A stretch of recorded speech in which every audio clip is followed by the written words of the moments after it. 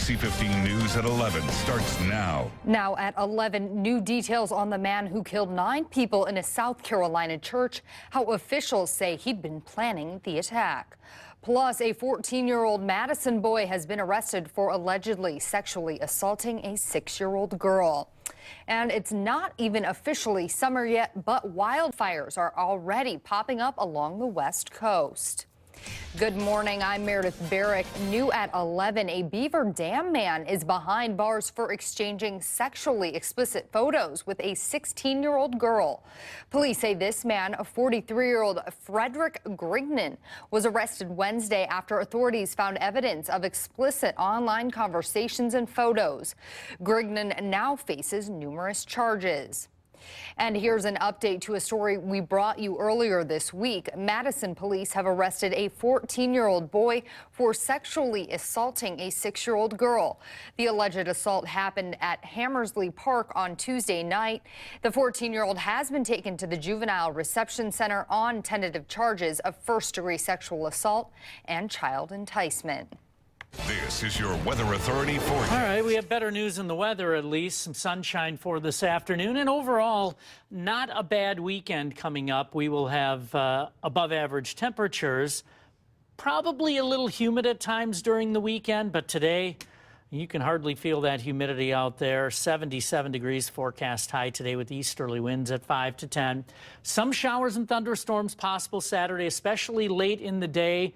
And even more so, I think, Saturday evening. We're going to have to watch out. There is a slight risk of severe weather Saturday. Father's Day looking nice. I'll have that forecast for you coming up. Thank you, Charlie. In our continuing coverage, we're learning new details today about the 21-year-old gunman who shot and killed 9 people at a prayer meeting inside a historically black church in Charleston. Meanwhile, the community and nation are still trying to understand why such a deadly attack even happened. NBC's Dave Wagner has more from Charleston. An outpouring of support and emotion outside Emmanuel AME Church today as the city and the state try to process what investigators say is a crime of hate. I've been talking with investigators as we're going through the interviews. They said they looked pure evil in the eye yesterday. I mean, without question, this is hate. The 21-year-old suspect, Dylan Ruff, was arrested in North Carolina and flown back to Charleston late Thursday. He'll appear in court this afternoon. A childhood friend says he and the suspect had recently reconnected, and Ruff was different. He was just saying how he didn't agree with the Trayvon Martin case, how he wanted segregation, he wanted it to be white with white and black with black, and that he didn't believe in what the black race was doing to the white race. Joseph Meek said Ruff told him he had purchased a gun with birthday money and had a plan. On Wednesday, 9 members at Emmanuel AME Church were gunned down. Well, we've been here before, you know, whether the shooting occurs in a movie theater or in a classroom or in a church, gun violence has yet raised its ugly head again in terms of killing innocent people just going about their daily lives. Melvin Graham lost his sister. And I would say God forgives, but I want the state to expedite the meeting between him and God. Processing the crime scene is one thing. Processing why this happened in the so-called Holy City is another. Dave Wagner, NBC News, Charleston, South Carolina. A vigil is planned for tonight in Charleston. Charleston is an old city, and people there say this is one of the darkest chapters in its 345-year history. Well, back here in Wisconsin, a Wauwatosa police officer has been shot. Right now, all that we know is that the shooting happened while the officer was investigating a burglary. His injuries are reportedly non-life-threatening. And we're waiting for the medical examiner to release a report after a man was found dead in a silo in Blue Mounds. The Dane County Sheriff's Department was called to the scene yesterday on County Highway JG. Authorities say the death was likely accidental. Initial reports say the man was possibly overtaken by fumes before he died. A Madison woman is dead after getting hit by a car. She was crossing the street at a crosswalk at Stoughton Road in East Washington around 7 last night when a driver who police say was under the influence reportedly ran a red light and crashed into her. She later died at the hospital. The driver has been caught and will face charges.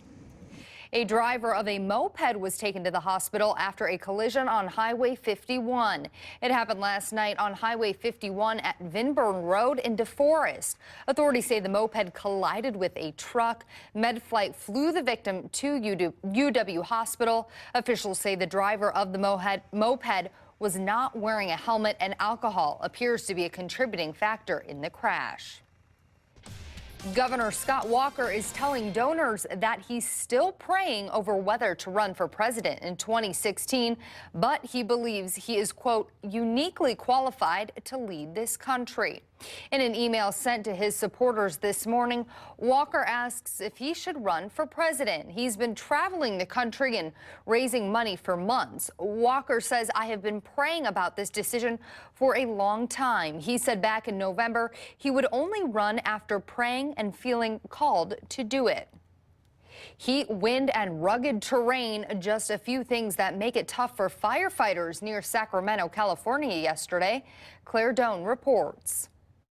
The afternoon sun beat down on firefighters as they waded through thick smoke trying to protect homes from this wind-driven fire. Threw a lot of folks at it, but we weren't able to get the head of the fire right away. During the course of this fast-moving fire, firefighters tried to use this McHenry Avenue as a natural fire break, but it was so fast that the flames jumped from the west end of the McHenry Bridge over there to the east end. The flames also sprinted from San Joaquin into Stanislaus County, destroying trailers, outbuildings, even homes, and charring everything in its path. It was amazing how fast it would move. We would see it, and it would kind of die down, and then all of a sudden, you know, start flaming again. And firefighters tell us the good thing about this area is that there are few homes. The bad thing is how hard it is to get to those homes, them being so spread out, and the access. One of the homes they had trouble getting to is this one back here. They got to it too late.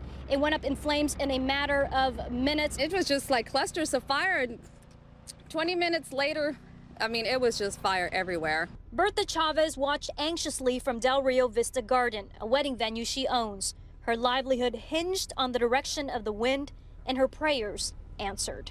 A sense of relief tonight. Oh my God, I can breathe again. I think my stomach ache is gone now.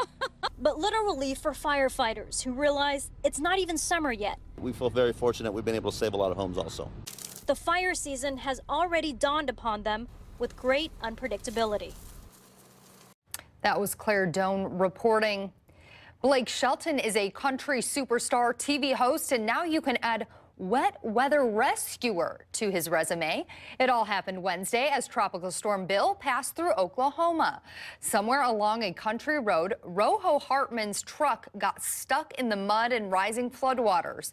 He and another passerby were pushing his stalled truck up a hill when a Dodge pulled up with a handy tow rope and a familiar face. Shelton helped him get his truck to safety and even gave Rojo a ride home. He hit it off real good. He looked like a normal person, but tall. I'm telling you, he's on that age up. He's doing good. Get him on that. Well, Rojo now hopes someday he can repay the favor.